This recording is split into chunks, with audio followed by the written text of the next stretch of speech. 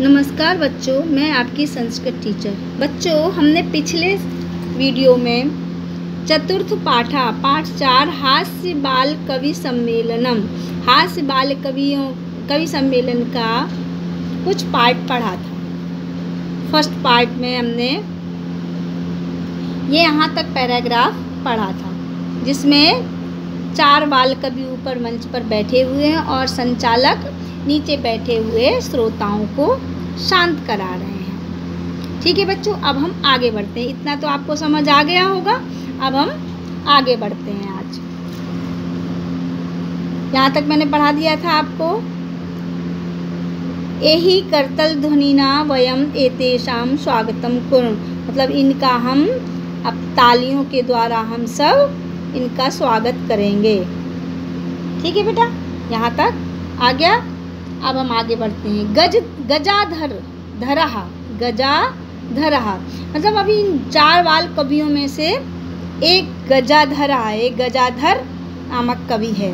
वो क्या बोल रहा है? सर्वेभ्यो रसिकेभ्यो नमो नमः, सभी माननीय लोगों को मेरा नमस्कार। प्रथमं तावद् अहम आधुनिकं वैद्यम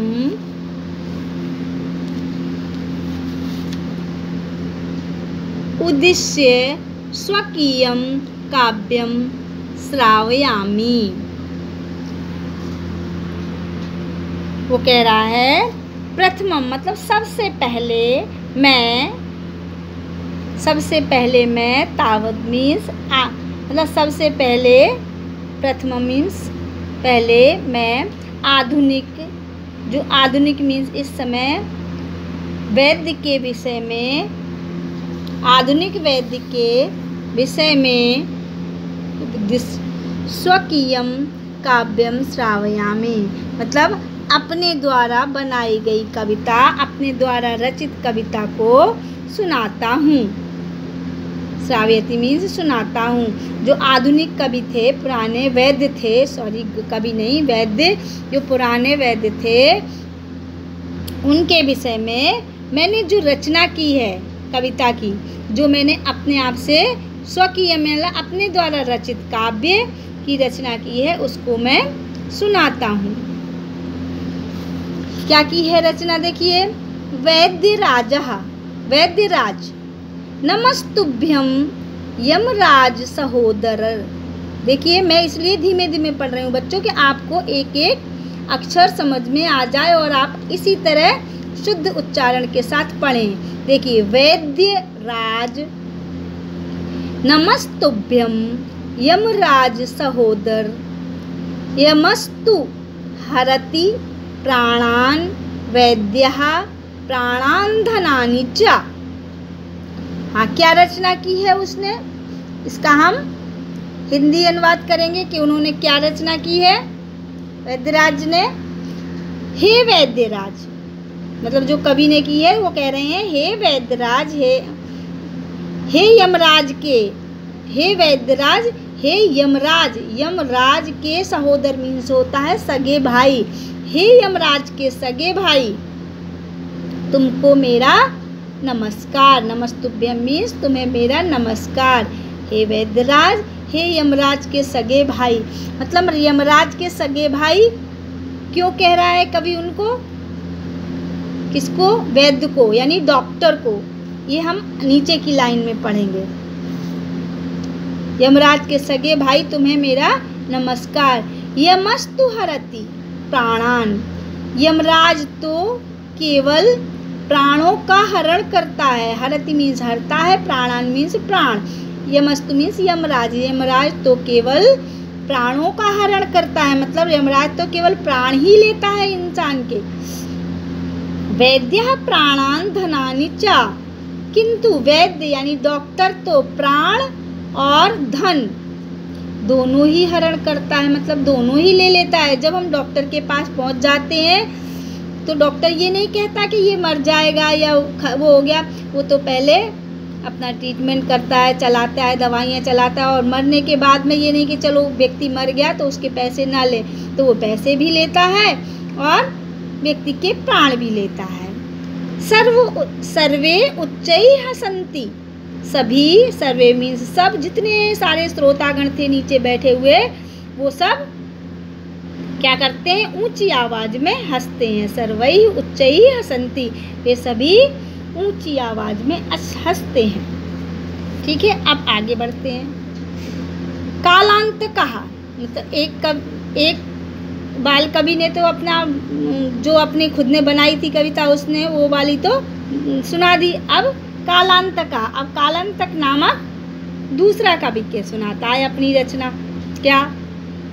अरे वेद्यास्तु सर्वत्र परंतु नाते मादृशाः कुशलाः जनसंख्या निवारणे ममापि काव्यम इदं शृण्वन्तु भवन्तः।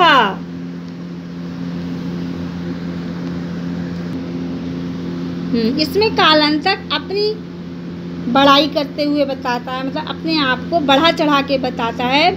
अरे अरे वैद्यास्तु, वैद्य तो सर्वत्र मीन्स सब जगह हैं, वैद्य तो सब जगह होते हैं, डॉक्टर तो सब जगह होते हैं, परंतु नाते मामृता, परंतु मेरे जैसा कोई भी कुशल नहीं है। क्या करने में कुशल नहीं है? जनसंख्या निवारणे, मतलब जनसंख्या को कम करने में मेरे जैसा कोई भी कुशल नहीं है। जो वैद्य हैं वो सब जगह हैं, परंतु कोई भी जनसंख्या को कम करने में मेरे जैसा कुशल नहीं है।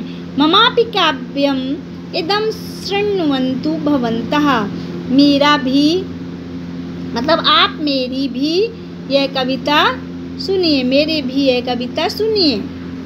क्या है उसकी कविता? चिंतां प्रज्वलितां दृष्ट्वा वैद्यो विस्मयमागतः, नाहं गतो न मे भ्राताः कस्येदं हस्तलाघवम्। उनकी कविता है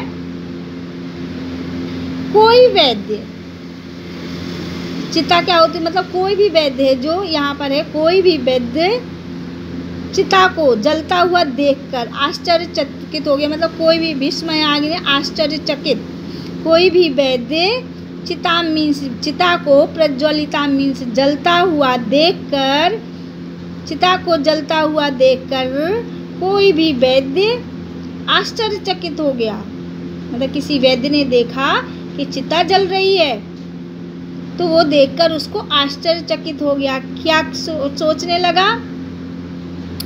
नाहं गतो न मे भ्राता कस्येदं हस्तलाघवम्।